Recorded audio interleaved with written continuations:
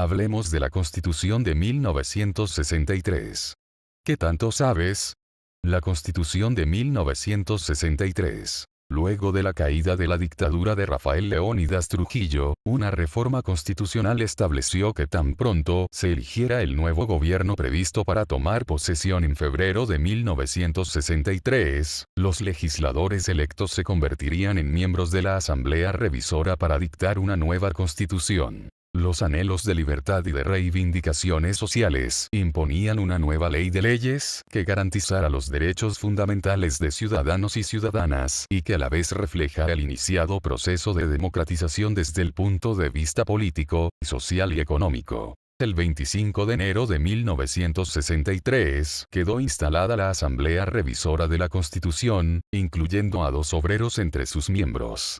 Por primera vez en la historia del país los obreros estaban representados en un órgano de esta naturaleza. 3 meses más tarde, el 29 de abril, se promulgó la constitución más democrática que ha conocido el país en toda su historia. Razones para ser la constitución más democrática. La Constitución de 1963 amplió las libertades públicas, consagró la plena vigencia de los derechos humanos, entre otros aspectos. Proclamó la libertad sindical, la libertad de expresión, la libertad de prensa. Consagró para los campesinos desposeídos el derecho de la tierra, prohibió el latifundio. Estableció que solo los dominicanos tenían el derecho a adquirir tierra en propiedad.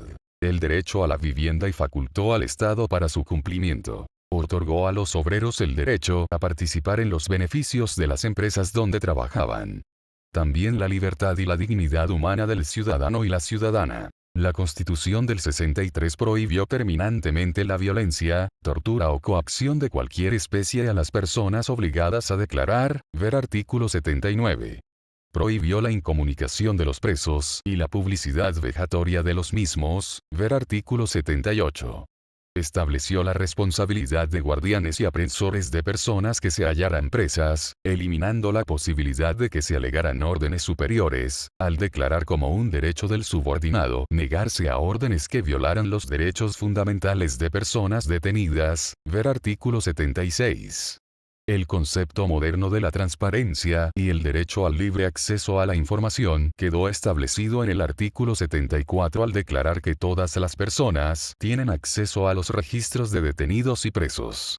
Otro concepto avanzado es el que expresa el artículo 80 sobre las cárceles, al describir a estos centros como lugares destinados a la corrección del delincuente y a la profilaxis del delito. La ética en la administración de los bienes públicos. Después de una larga dictadura en la que el control estuvo basado en el monopolio de los medios de producción a partir del saqueo de los bienes del pueblo, la nueva ley de leyes que trajo el proceso de democratización establecía como principio en uno de sus primeros artículos, el número 5, que sustraer fondos públicos es un delito contra el pueblo, así como obtener ventajas económicas ilícitas prevaleciéndose de posiciones dentro del Estado, ya sea para sí mismo o para familiares, allegados, amigos o relacionados.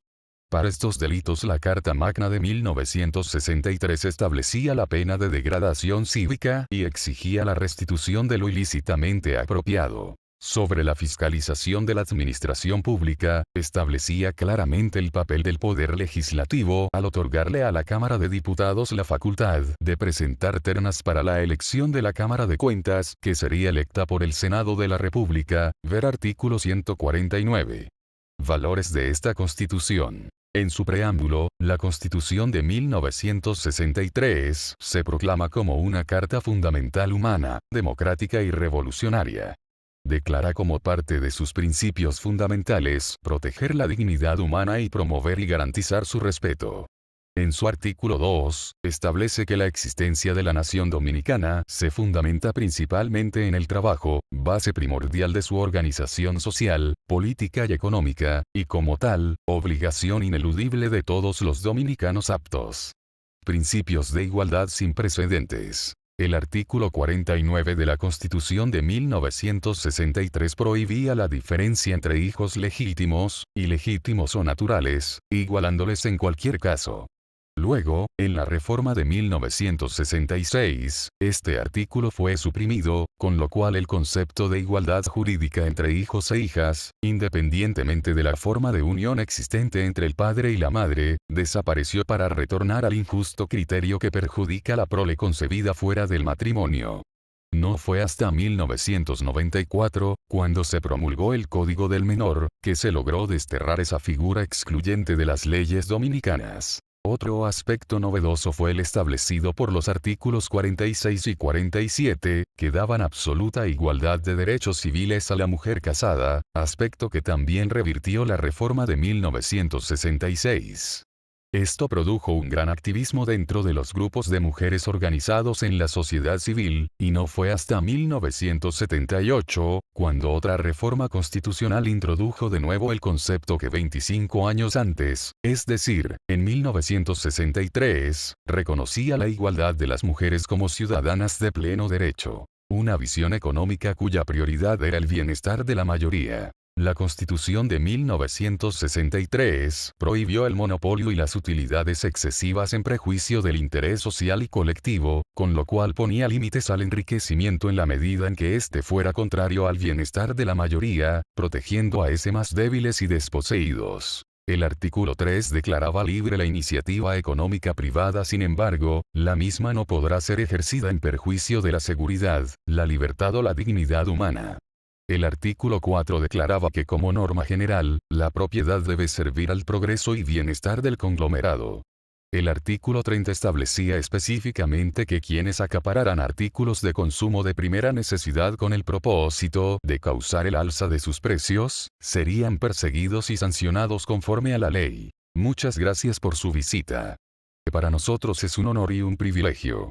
Por favor, suscríbase a nuestro canal Balanza Legal.